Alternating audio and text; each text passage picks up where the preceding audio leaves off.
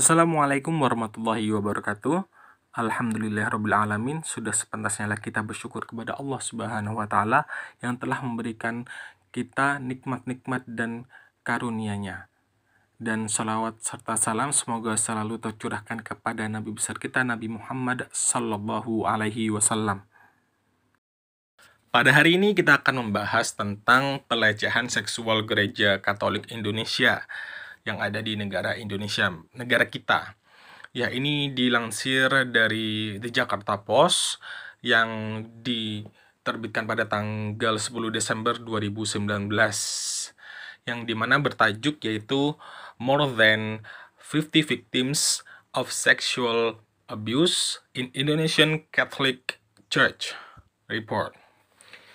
Ya, di sini kalau di bahasa Indonesia kan yaitu 50 korban dari pelecehan seksual di gereja Katolik di negara Indonesia. Ya, saya akan membacakan saja ya agar ini terkesan tidak menambah-nambahi karena ini ada di negara kita. Ya, majalah mingguan Warta Minggu terbitan Paroki Katolik Tomang di Jakarta Barat melaporkan bahwa sedikitnya 56 orang menjadi korban pelecehan seksual di gereja Katolik Indonesia. Laporan berjudul Pelecehan Seksual di Gereja-Gereja Indonesia, sebuah fenomena gunung es, diterbitkan pada hari Minggu dan didasarkan pada diskusi yang diadakan di Universitas Atmajaya pada akhir November untuk menandai kampanye internasional 16 hari aktivisme melawan kekerasan berbasis gender.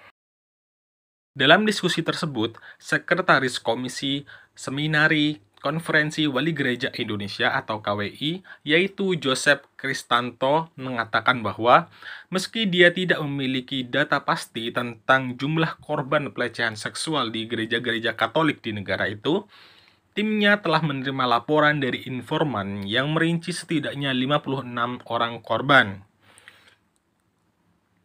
Jumlah itu termasuk 21 korban dari kalangan frater, 20 suster, dan 15 umat awam, kata Kristanto seperti dikutip Warta Minggu. Siapa pelakunya? Ada 33 pendeta dan 23 pelaku non-pendeta. Banyak insiden terjadi di pusat-pusat pendidikan calon imam. Kristanto mengatakan data itu hanya mewakili puncak gunung es. Ada 37 keuskupan agung dan keuskupan di Indonesia. Kalau setiap keuskupan ada 5 atau 10 kasus, hitung saja sendiri, ujarnya. Dan itu hanya di keuskupan, belum termasuk sekolah atau panti asuhan. Kristanto mengatakan salah satu upaya KWU untuk mencegah pelecehan tersebut adalah melalui seleksi ketat dan proses pendidikan bagi para frater. Lydia Laksana Hidayat, psikolog dan konselor untuk para frater yang hadir dalam diskusi tersebut, menyuarakan komentar Kristanto dan mengatakan bahwa akar dari pelecehan seksual seringkali terletak pada masa lalu pelaku pelecehan seksual. Kristanto mengatakan, salah satu upaya KWI untuk mencegah pelecehan tersebut adalah melalui seleksi ketat dan proses pendidikan bagi para frater. Kristanto mengatakan bahwa Paus Fransiskus telah memperjelas posisi gereja dalam surat apostolik Vos Estis Lux Mundi yang dikeluarkan pada bulan Mei. Paus menegaskan kembali bahwa kejahatan seksual merugikan Tuhan kita, menyebabkan kerugian fisik, psikologis, dan spiritual bagi para korban dan merusak komunitas umat beriman, katanya. Editorial Warta Minggu mengatakan laporan itu diterbitkan untuk memperingati Hari Hak Asasi Manusia Internasional yang jatuh pada 10 Desember. Kami bersyukur bahwa gereja cukup berhati besar untuk tidak menyangkal kelemahannya. Tentu saja tidak cukup hanya dengan berdiam diri, tindakan harus diambil untuk mencegah hal buruk terjadi, untuk menegakkan keadilan, kata editorial itu.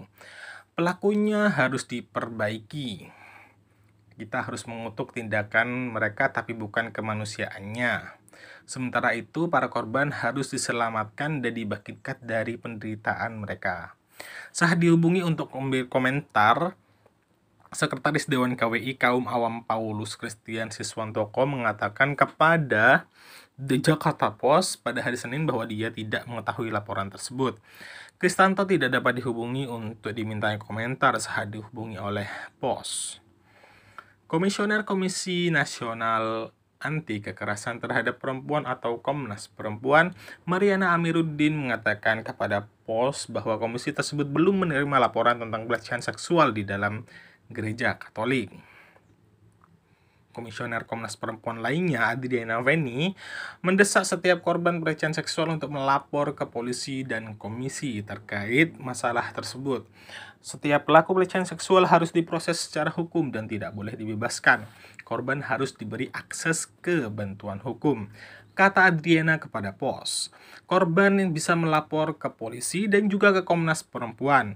Untuk unit pengaduan dan rujukan kami akan menganalisis kebutuhan korban dan jika mengalami trauma akan dirujuk untuk konseling, imbuhnya. Gereja Katolik Roma telah banyak dikritik karena kegagalan para pejabat untuk mengambil tindakan atas tuduhan pelecehan seksual terhadap para pastor dengan ribuan laporan muncul di Amerika Serikat, Eropa, Australia, Chili, Kanada, dan India selama beberapa tahun terakhir.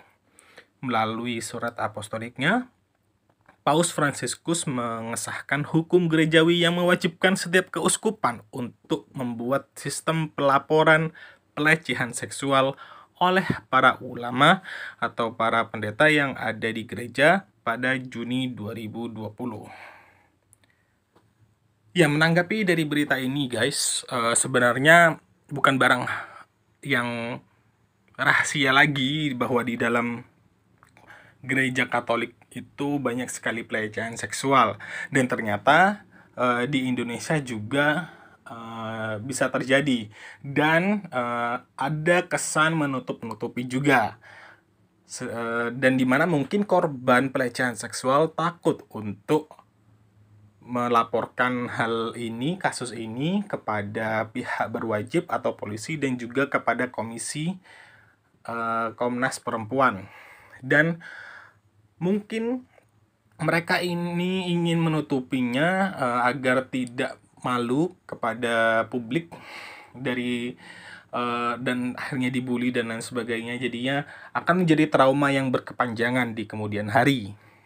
Dan hal ini tidak saja terjadi di Indonesia, tapi di berbagai negara di belahan dunia, sehingga sampai-sampai Paus Fransiskus pun mengesahkan hukum gerejawi, yang dimana mewajibkan setiap keuskupan untuk membuat sistem pelaporan pelecehan seksual. Dan ini seperti sudah menjadi borok yang lama, dan seperti sistematis ya, yang namanya pelecehan seksual di dalam gereja Katolik ini. Dan ini akan menjadi PR yang amat besar untuk keuskupan sehingga mereka bisa memulihkan kembali nama gereja-gereja Katolik dan keuskupan-keuskupan mereka. Dan ini mungkin ini memang fenomena gunung es. Jadi yang terlihat itu hanya sedikit yang muncul di permukaan, yaitu kasus-kasus pelecehan seksual yang terblow up di media itu sangat sedikit. Bahkan berita ini pun mungkin tidak viral di Indonesia. Tapi di negara-negara Eropa, Amerika sudah sangat banyak terjadi kasus-kasus seperti ini dan terblow up. Tetapi itu pun tetap menjadi fenomena gunung es. Apakah ini akan terus berlanjut di kemudian hari?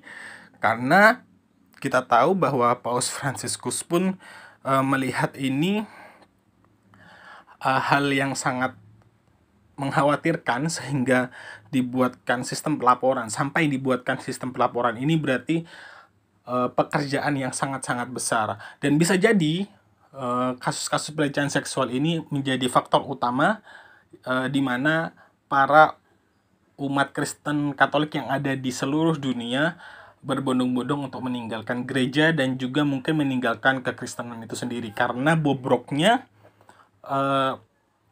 gereja dalam menghadapi pelecehan seksual di dalam gereja Katolik itu sendiri.